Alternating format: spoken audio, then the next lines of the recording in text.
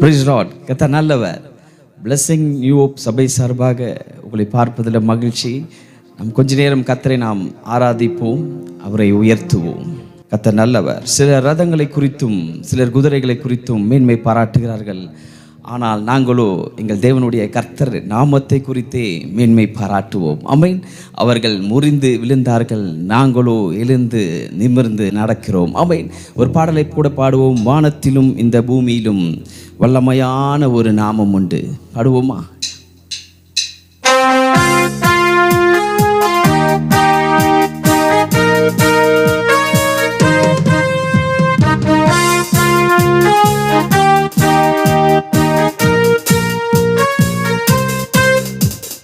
வானத்திலும் இந்த பூமியிலும் வல்லமையான ஒரு நாமம் உண்டு.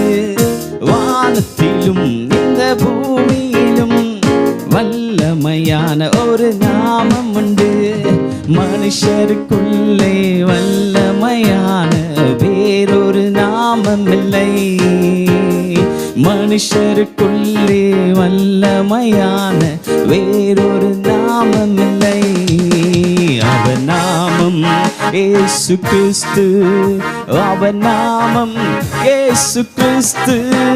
அவர் நாமம் இயேசு கிறிஸ்து. அவர் நாமம் இயேசு கிறிஸ்து. அவர் நாமத்தில் மன்னிப்பு உண்டு. அவர் நாமத்தில் ரட்சிப்பு உண்டு. அவர் நாமத்தில் மன்னிப்பு உண்டு. அவர் நாமத்தில் ரட்சிப்பு உண்டு. நாம் ரட்சிக்கப்படுவதற்கென்று வேறே நாமம் நமக்கில்லையே. ஆம், ரட்சிக்கப்படுவதற்கென்று வேறே நாமம் நமக்கில்லையே. அவர் நாமம் இயேசு கிறிஸ்து. அவர் நாமம் இயேசு கிறிஸ்து. அவர் நாமம் இயேசு கிறிஸ்து. அவர் நாமம் இயேசு கிறிஸ்து. நீங்க பாருங்க. வானத்திலும் இந்த பூமியிலும் வல்லமையான ஒரு நாமம் உண்டு. வானத்திலும் இந்த பூமியிலும் வல்லமையான ஒரு நாமம் உண்டு. மனுஷருக்குள்ளே வல்லமையான வேறொரு நாமம் இல்லை. மனுஷருக்குள்ளே வல்லமையான வேறொரு நாமம் இல்லை. அவர் நாமம் இயேசு கிறிஸ்து. அவர் நாமம் இயேசு கிறிஸ்து. அவர் நாமம் இயேசு கிறிஸ்து. அவர் நாமம் இயேசு கிறிஸ்து. அவர் நாமத்தில் பேய்கள் ஓடும், எல்லா செய்வினை கட்டுகள் முறியும். அவர் நாமத்தில் பேய்கள் ஓடும், எல்லா செய்வினை கட்டுகள் முறியும். நாம் விடுதலை அடைவதற்கென்று வேறு நாமம் நமக்கில்லையே. நாம் விடுதலை அடைவதற்கென்று வேறு நாமம் நமக்கில்லையே. அவர் நாமம் இயேசு கிறிஸ்து. அவர் நாமம் இயேசு கிறிஸ்து. அவர் நாமம் உயர்த்துவோம் அவருடைய நாமத்தை. அவர் நாமம் இயேசு கிறிஸ்து. சொல்லுங்க. வானத்திலும் இந்த பூமியிலும் வல்லமையான ஒரு நாமம் உண்டு. வானத்திலும் இந்த பூமியிலும் வல்லமையான ஒரு நாமம் உண்டு. மனுஷருக்குள்ளே வல்லமையான வேறொரு நாமம் இல்லை. மனுஷருக்குள்ளே வல்லமையான வேறொரு நாமம் இல்லை. என் கூட சேர்ந்து சொல்லுங்க. நாமம் இயேசு கிறிஸ்து. அவர் நாமம் இயேசு கிறிஸ்து. அவர் நாமம் இயேசு கிறிஸ்து. அவர் நாமம். நீங்க சொல்றீங்களா? அவர் நாமம். அவர் நாமம் இயேசு கிறிஸ்து. அவர் நாமம் இயேசு கிறிஸ்து. அவர் நாமம் இயேசு கிறிஸ்து. அவர் நாமம் இயேசு கிறிஸ்து. ஹல்லேலூயா. அவருடைய நாமம் மேலான நாமம். ஆமென். நான் பாஸ்டர் சாம். கர்த்தர் நல்லவர். உங்களை பார்ப்பதில் மகிழ்ச்சி.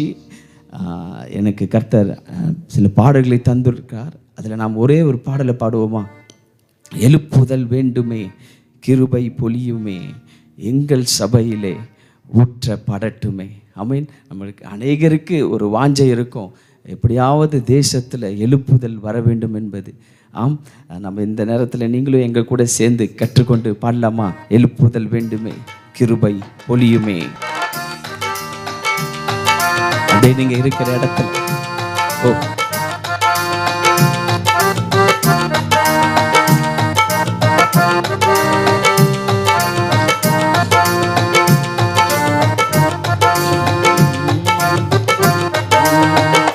எழுப்புதல் வேண்டுமே, கிருபை பொழியுமே, எங்கள் சபையிலே ஊற்ற படட்டுமே. எழுப்புதல் வேண்டுமே, கிருபை பொழியுமே, எங்கள் சபையிலே ஊற்ற படட்டுமே. தரிசன அக்கினி பரவட்டும் தேசத்தில், அபிஷேக அக்கினி இன்றே இறங்கட்டும். தரிசன அக்கினி பரவட்டும் தேசத்தில், அபிஷேக அக்கினி இன்றே இறங்கட்டும். தாகம் உள்ளவன் மேல் பற்றி பிடிக்கட்டும், தாகம் உள்ளவன் மேல் பற்றி பிடிக்கட்டும். பெந்தேகோஸ்தே நாளில் இறங்கின அக்கினி, மேல் வீட்டறையில் அமர்ந்த அக்கினி நாவுகள். பெந்தேகோஸ்தே நாளில் இறங்கின அக்கினி, மேல் வீட்டறையில் அமர்ந்த அக்கினி நாவுகள். அமரட்டும் ஒவ்வொரு சீஷர்கள் மேல், எழும்பட்டும் அக்கினி ஜுவாலையா. அமரட்டும் ஒவ்வொரு சீஷர்கள் மேல், எழும்பட்டும் அக்கினி ஜுவாலையா. எழுப்புதல் வேண்டுமே, கேட்கலாமா? கிருபை பொழியுமே, எங்கள் சபையிலே ஊற்ற படட்டுமே. எழுப்புதல் வேண்டுமே, கிருபை பொழியுமே, எங்கள் சபையிலே ஊற்ற படட்டுமே. தரிசன அக்கினி பரவட்டும் தேசத்தில், அபிஷேக அக்கினி இன்றே இறங்கட்டும். தரிசன அக்கினி பரவட்டும் தேசத்தில், அபிஷேக அக்கினி இன்றே இறங்கட்டும். தாகம் உள்ளவன் மேல் பற்றி பிடிக்கட்டும், தாகம் உள்ளவன் மேல் பற்றி பிடிக்கட்டும். உலர்ந்த எலும்புகள் நடுவே ஓர் இரைச்சல், மரித்தவர்கள் மேல் பட்ட ரூப காற்று. வாஞ்சிப்போமா? உலர்ந்த எலும்புகள் நடுவே ஓர் இரைச்சல், மரித்தவர்கள் மேல் பட்ட ரூப காற்று. நின்றார்கள் பெரிய சேனையாய், நடந்தார்கள் யுத்த வீரராய். நின்றார்கள் பெரிய சேனையாய், நடந்தார்கள் யுத்த வீரராய். என் கூட சென்ஸ் எழுப்புதல் வேண்டுமே, கிருபை பொழியுமே. அதுதான் நம்முடைய வாஞ்சை. வேண்டுமே, ஊற்ற பாடட்டுமே. எழுப்புதல் வேண்டுமே, கிருபை பொழியுமே, எங்கள் சபையிலே ஊற்ற பாடட்டுமே. அதே கண்களை மூடி இருக்கிற இடத்துல அதுதான் நம்மளுடைய வாஞ்சை. கேட்கலாமா? எழுப்புதல் வேண்டுமே, கிருபை பொழியுமே, எங்கள் சபையிலே ஊற்ற பாடட்டுமே. தரிசன அக்கினி பரவட்டும் தேசத்தில், அபிஷேக அக்கினி இன்றே இறங்கட்டும். தரிசன அக்கினி பரவட்டும் தேசத்தில், எங்க தேசம் முழுவதும் அபிஷேக அக்கினி இன்றே இறங்கட்டும். தாகம் உள்ளவன் மேல் பற்றி பிடிக்கட்டும். தாகம் உள்ளவன் மேல் பற்றி பிடிக்கட்டும்.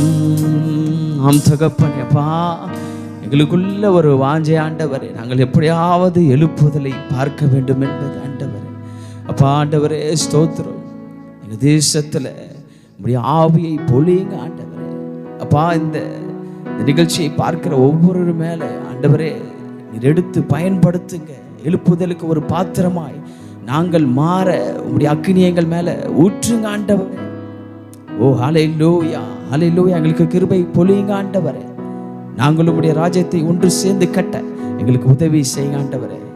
அப்பா இப்பொழுதும் ஆண்டவரே ஸ்தோத்திரம். அப்பா ஆண்டவரே, நாங்கள் தேவனுடைய வார்த்தையை கேட்க போகிறோம். எங்களோடு கூட பேசுங்க ஆண்டவரே. இயேசுவின் நாமத்தில் ஜெபிக்கிறோம். ஆமென். அன்பானவர்களே, நாங்கள் பிளஸிங் நியூ ஹோப் சபை சிங்கப்பூர் சபையில் தேசத்திலிருந்து நாங்கள் உங்களை பார்ப்பதில் மகிழ்ச்சி. சிஸ்டர் கேத்ரின் ரகுபதி அவர்கள் இப்பொழுதும் தேவனுடைய வார்த்தையை உங்களுக்காக பேச வருகிறார்கள். நீங்கள் அவர்களை தொடர்பு கொள்ள வேண்டுமென்றால் கீழே 2 எண்கள் இங்கே போடப்பட்டிருக்கிறது.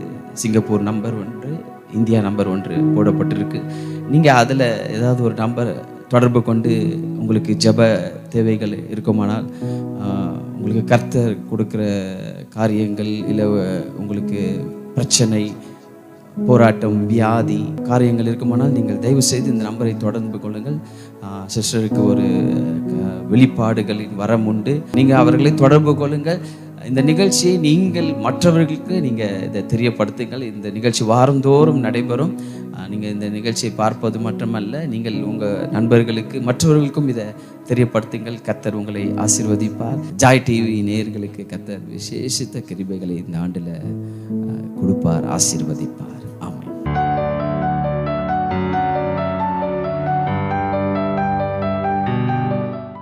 கர்த்தருடைய பரிசுத்த நாமத்துக்கு ஸ்தோத்திரம். கர்த்தராகிய இயேசு கிறிஸ்துவின் நாமத்தினாலே இப்பொழுதும் இந்த நிகழ்ச்சியை பார்த்துக்கிட்டு இருக்க உங்கள் ஒவ்வொருவரையும் நான் ஆசீர்வதிக்கிறேன். கர்த்தர் நல்லவர், அவருடைய கிருபை என்றும் உள்ளது.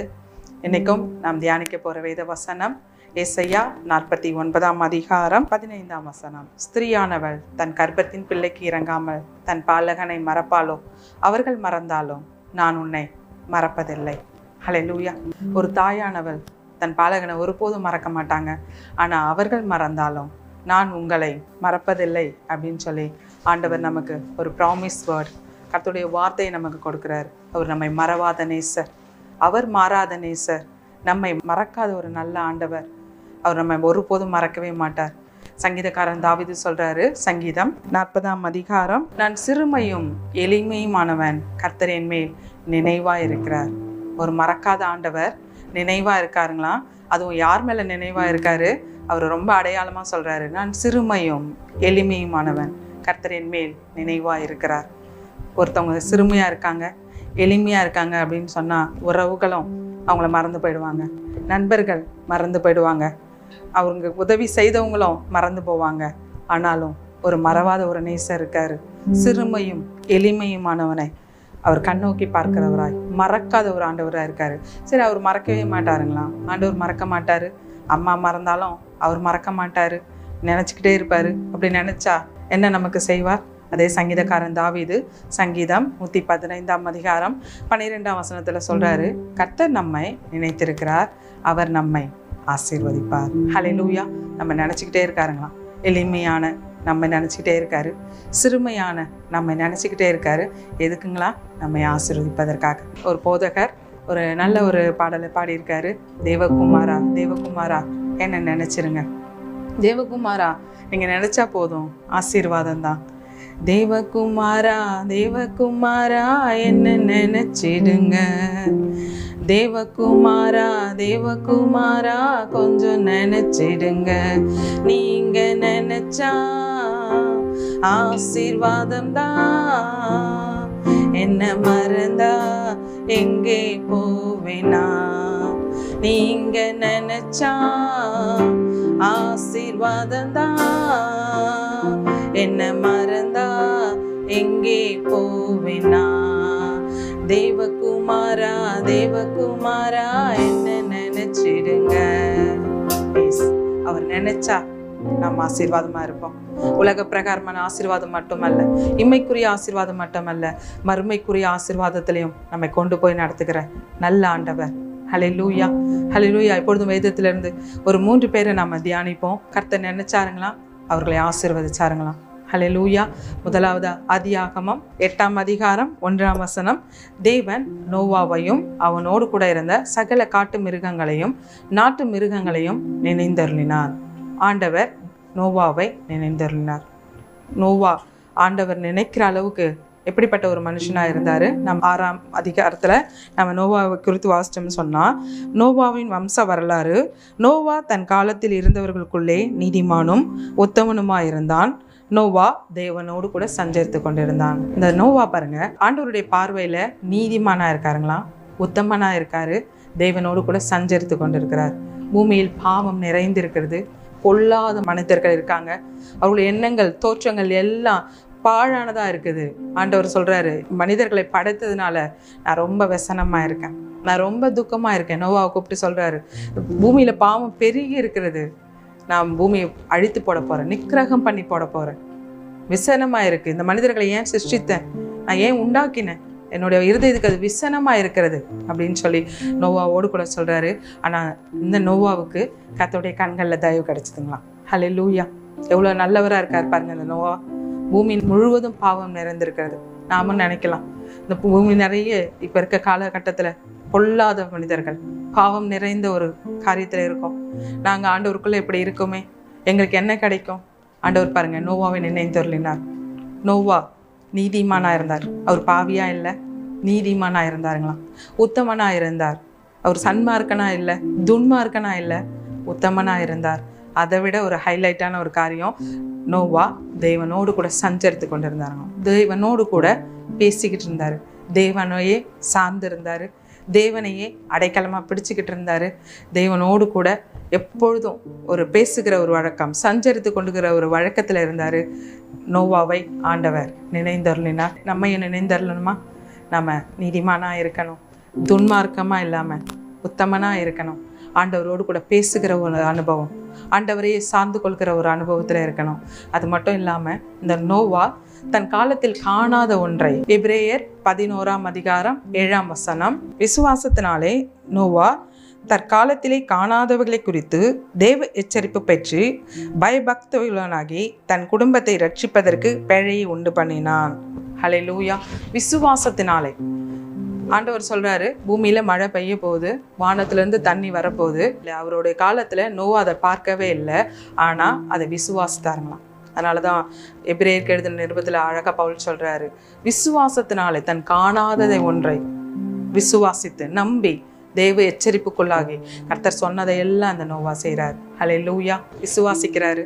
அது மட்டும் இல்லாம ஆண்டவர் என்னென்ன காரியங்கள் சொல்றாரோ, இந்த நோவாவுக்கு என்னென்ன காரியங்கள், நான் மழை உண்டு பண்ண போறேன், நீங்க ஒரு பேழையை உண்டு பண்ணுங்க, அந்த பேழை இத்தனை முழம் அகலம் இருக்கணும், இத்தனை முழம் நீளம் இருக்கணும், அதுல மேல் தட்டு இருக்கணும், அதுல இப்படி ஜன்னல் இருக்கணும், அது ஒவ்வொரு காரியங்களையும் இந்த நோவாக்கு ஆண்டவர் என்ன சொல்றாரோ அதை அப்படியே இந்த நோவா செய்யறாருங்களாம். ஆதியாகமம் 6ஆம் அதிகாரம் 22ஆம் வசனம், நோவா அப்படியே செய்தான், தேவன் தனக்கு கட்டளையிட்டபடி எல்லாம் அவன் செய்து முடித்தான். அவர் என்ன சொன்னாரோ அதை எல்லாம் செய்து முடித்தார். கீழ்ப்படுகிற ஒரு அனுபவத்துக்குள்ள இந்த நோவா இருந்தாரு. நாமும் நம்ம நினைக்கணும் அப்படின்னு சொல்லி ஆண்டவர் நம்ம நினைக்கணும், நம்ம ஆசீர்வதிக்கணும். வெறும் ஆசீர்வாதம் தாங்க ஏசப்பா, ஆசீர்வாதத்துக்குள் எங்களை நடத்துங்க அப்படின்னு சொல்லி நம்ம சொல்லலாம். ஆனா நம்ம இந்த நோவாவை போல நீதிமானா இருக்கணும், உத்தமனா இருக்கணும், தேவனோடு கூட சஞ்சரிக்கிற அனுபவத்துல இருக்கணும். ஆண்டவரை விசுவாசித்தான். ஆண்டவர் மேல அவ்வளோ ஒரு நம்பிக்கை. அது மட்டும் இல்லாம ஆண்டவருடைய வார்த்தைக்கு, அவருடைய சத்தத்துக்கு கீழ்ப்படுகிற ஒரு அனுபவத்துல கடந்து வந்தான்.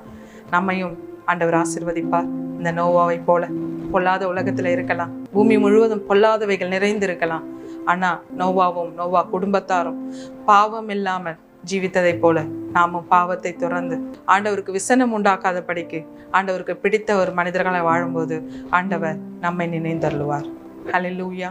யாத்திராகமம் வசனத்துல நம்ம வாசிப்போம். யாத்ராகமம் 2ஆம் அதிகாரம் 25ஆம் வசனம். தேவன் இஸ்ரவேல் புத்திரரை கண்ணோக்கினார், தேவன் அவர்களை நினைந்தருளினார்.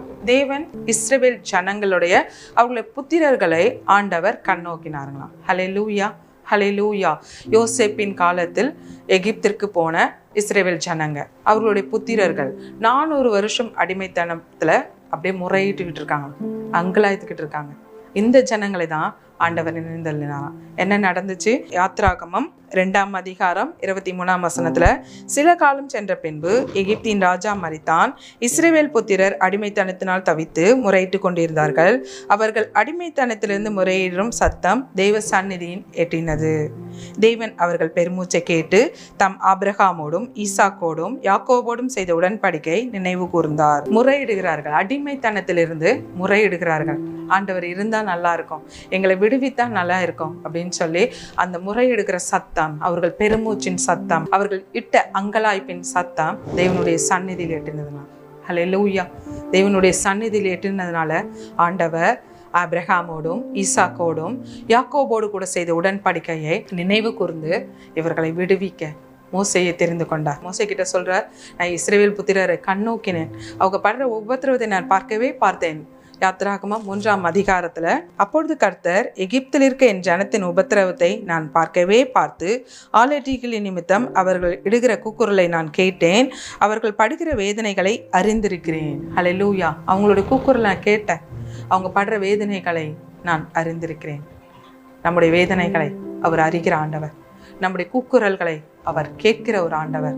அவங்க கூப்பிட்டது, அவங்க முறையிட்டது ஆண்டவர் சந்நிதியில போய் எட்டுச்சுங்களாம். ஹல்லேலூயா. நாம் கூப்பிடுவது ஆண்டவருடைய சந்நிதியில், அவருடைய காதுகள் கேட்பதாய் நாம் எப்பொழுதும் அவரை சோர்ந்து போகாமல் கூப்பிடணும். இந்த இஸ்ரவேல் ஜனங்க அப்படிதான் முறையிடுறாங்க, அங்கலாய்க்கிறாங்க. இந்த மோசை கிட்ட சொல்றாரு, அந்த எகிப்திய கைகளிலிருந்து விடுவித்து பாலும் தேனும் நலமும் விசாலம் இடத்துல நான் அவர்களை கொண்டு போய் சேர்க்க போறேன். ஹல்லேலூயா, ஹல்லேலூயா. இந்த நிகழ்ச்சியை பார்த்துக்கிட்டு இருக்க ஒவ்வொருவரும் சொல்லலாம், நாங்க அடிமைத்தனத்துல முறையிட்டுக்கிட்டு இருக்கோம், எங்களுடைய அங்கலாய்ப்பின் சத்தம் ஆண்டவருக்கு கேட்கப்படுமா? நாங்க அடிமைத்தனத்துல எங்களுடைய சுயமான ஒரு தனிப்பட்ட ஒரு வாழ்க்கையை வாழ முடியாம நாங்க சோர்ந்து போயிருக்கோம். ஆண்டவர் எங்களுடைய அங்கலாய்ப்பை கேட்கிறாரா? எங்களுடைய வருத்தங்களை பார்க்கிறாரா அப்படின்னு சொல்லி பெருமூச்சு விட்டுக்கிட்டு இருக்கலாம். ஆண்டவர் இஸ்ரவேல் புத்திரரை கண்ணோக்கின ஆண்டவர், அவரை நினைச்சிருக்காரு, அவர்களை ஆசீர்வாதமும் கொடுத்தாரு. பாலும் தேனும் நலம் விசாலம் உள்ள இடத்தை கொடுக்கிற ஆண்டவர் நம்முடைய ஆண்டவர். நாம் முறையிடணும், ஆண்டவரோடு கூட முறையிடணும். ஆண்டவருடைய சந்நிதியில எட்டுவதாய் நம்முடைய சத்தம் இருக்கட்டும். ஹல்லேலூயா, ஹல்லேலூயா.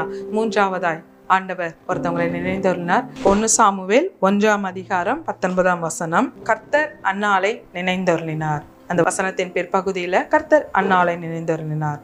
அன்னாள் எல்கானாவுக்கு மனைவியா இருக்காங்க. இந்த எல்கானாவுக்கு 2 மனைவிகள், அன்னாள் பெனினாள். இந்த அன்னாள் பிள்ளை இல்லாம இருக்காங்க. பெனினாள் பிள்ளை இருந்து இந்த அன்னாளை எப்பொழுது துக்கப்படுத்துறவங்களா இருக்காங்க. அதுவும் தேவனுடைய ஆலயத்துக்கு போகும்போதெல்லாம் துக்கப்படுத்துவாங்க. ஒரு முறை போய் தேவனுடைய ஆலயத்துல மனம் கசந்து அழறாங்க.